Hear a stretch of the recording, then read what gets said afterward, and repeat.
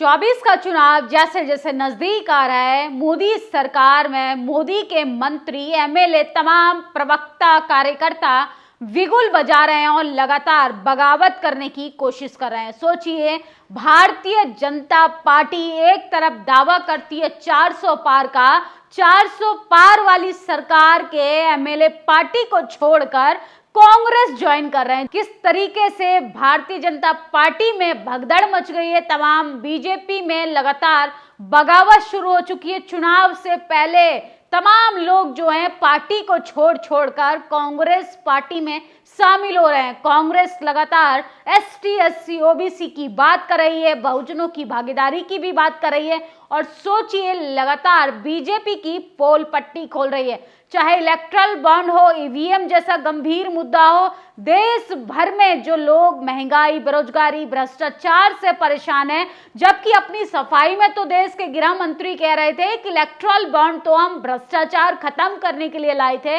इसके साथ साथ कांग्रेस पार्टी के नेता राहुल गांधी ने निशाना साधते हुए बीजेपी पर बड़ा हमला बोला है, बीजेपी पर बड़ा आरोप लगाया है। उन्होंने कहा है कि भारतीय जनता पार्टी उन पूंजीपति लोगों की पार्टी है जो मोटा मोटा चुनावी चंदा देते हैं और मोदी सरकार उन कॉरपोरेट घरानों को चंदे के बदले धंधा देने का काम करते हैं। लेकिन सोचिए, 400 पार का सपना देखने वाले देश के प्रधानमंत्री को किस तरीके से बैक टू बैक झटका लग रहा है। लगातार झटका देने वाले तमाम लोग पार्टी छोड़कर कांग्रेस का पल्लू पकड़ने का लगातार काम कर रहे हैं। सोचिए, आज तमाम दिग्गज नेताओं ने बीजेपी का दामन छोड़कर कांग्रेस की शरण ले ली है। अब 24 का चुनाव बहुत ही ज्यादा रोमांचक होने वाला है। 24 के चुनाव को लेके जो बिगुल मोदी सरकार ने बजाया था वो कहीं ना कहीं फ्लॉप साबित होता नजर आ रहा है।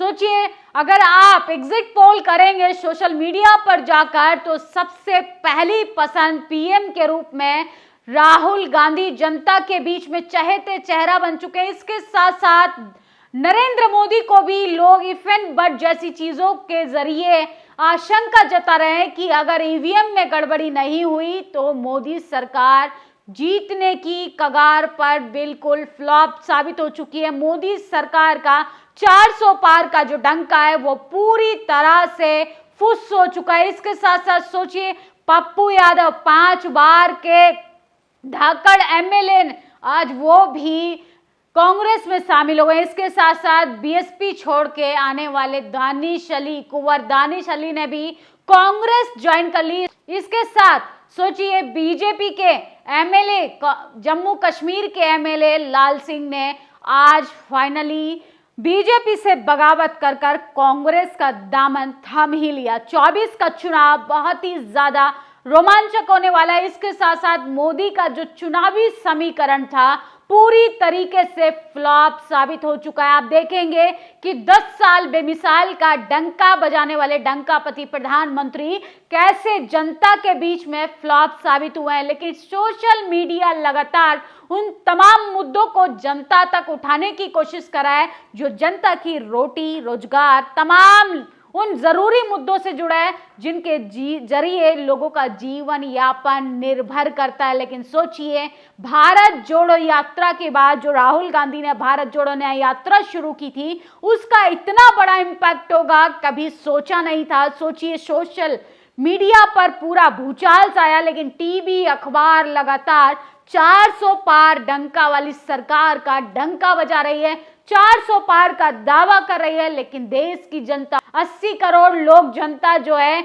वो भुखमरी की कगार पर है और देश के प्रधानमंत्री विकसित भारत का सपना देख रहे हैं। सोचिए कि लगातार कांग्रेस की जीत कैसे सफल बनती जा रही है। ऐसा लगता है कि चुनावी समीकरण जो बीजेपी का था पूरी तरीके से फ्लॉप साबित हुआ है। इसके साथ साथ वो तमाम जो लोग हैं, दिग्गज नेता जिनको काफी ज्यादा अनुभव है राजनीति का, ऐसे लोग कांग्रेस का दामन अब थाम रहे हैं। पूर्व सांसद पप्पू यादव ने संघर्ष अलग ही तरीके से इतिहास रहा है। राहुल गांधी की सामाजिक और साझेदारी न्याय की बात कर रहे हैं, उससे प्रभावित होकर लोग उनकी पार्टी में शामिल हो रहे हैं। सोचिए किस तरीके से लोग जो हैं वो लगातार बहुजन आइडियोलॉजी, सोशल जस्टिस की आइडियोलॉजी पर एकजुट हो रहे हैं। इसके साथ साथ तमाम ऐसी आशंकाएं आ रही हैं कि राहुल गांधी लगातार उन तमाम मुद्दों पर काम करने वाले हैं जो पिछले 10 सालों में बीजेपी सरकार ने नहीं किए, जबकि ओबीसी कहकर देश के प्रधानमंत्री 14 में सरकार में आए थे।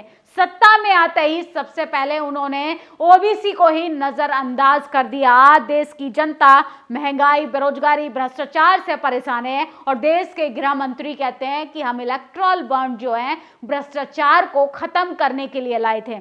इसके साथ साथ आज जम्मू कश्मीर के चौधरी लाल सिंह ने कांग्रेस में शामिल हो गए। अपनी डोगरा स्वाभिमान संगठन पार्टी को भी कांग्रेस में विलय कर लिया। चौधरी लाल सिंह का इतिहास सेवा का इतिहास रहा है। आगामी चुनावों में जम्मू कश्मीर की अहम भूमिका रहेगी। मैं कांग्रेस अध्यक्ष मल्लिकार्जुन खड़गे का आभार व्यक्त करता हूं। सोचिए ऐसे लोग जो हैं जो लगातार बीजेपी छोटे छोटे नेताओं, छोटे छोटे दलों से गठबंधन कर रही है, उसकी पार्टी के एमएलए जो हैं अपनी पार्टी का पल्लू छोड़कर कांग्रेस की शरण में आ रहे हैं। इससे आप अंदाजा लगाइए कि सरकार लगातार पिछले 10 सालों में उन तमाम मुद्दों पर घिरती नजर आ रही है जो सत्ता में रहते हुए बड़े बड़े वादे किए थे। देश के प्रधानमंत्री नरेंद्र मोदी ना महंगाई पर बोलते हैं, ना मणिपुर पर बोलते हैं, और रही अब बची कुची कसर जो है वो इलेक्टोरल बॉन्ड के जरिए पोल पट्टी खुलकर सामने आ गए। सबसे ज्यादा चंदा लेने वाली पार्टी भारतीय जनता पार्टी साबित हो चुकी है। तमाम लोग जो हैं वो बीजेपी को उसी नजरिए से देखने लगे हैं। लेकिन सोचिए बीजेपी के नेताओं ने किस तरीके से बीजेपी के खिलाफ बगावत शुरू कर दी है। अब बीजेपी को छोड़कर कांग्रेस में शामिल हो रहे हैं, क्योंकि अब जो है वो धर्म का कार्ड जो है वो फ्लॉप साबित हुआ है। हिंदू मुसलमान से बीजेपी को वोट नहीं मिलने वाला है जब तक आप बहुजनों को साथ लेकर नहीं चलेंगे, बहुजनों की बात नहीं करेंगे, बहुजनों के आत्मसम्मान की बात नहीं करेंगे, बहुजनों के संवैधानिक अधिकारों की बात नहीं करेंगे, तब तक कोई भी चुनाव सफल नहीं हो सकता है। इस पूरी खबर पर आप अपनी प्रतिक्रियाएं दीजिए। फिलहाल तो बीजेपी के नेता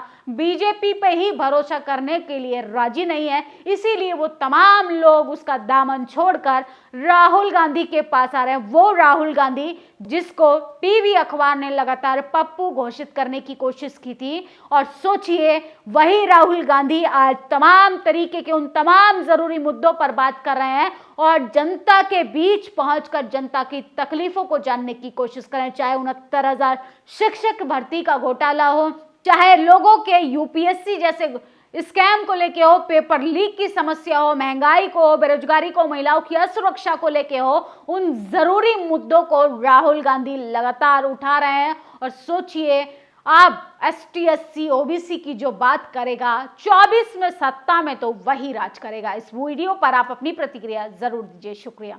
नेशनल दस्तक की आपसे गुजारिश है कि अगर इसको बचाना चाहते हैं तो नेशनल दस्तक को सब्सक्राइब करने के लिए रेड कलर के सब्सक्राइब बटन को दबाएं, फिर बेल आइकन की घंटी दबाएं।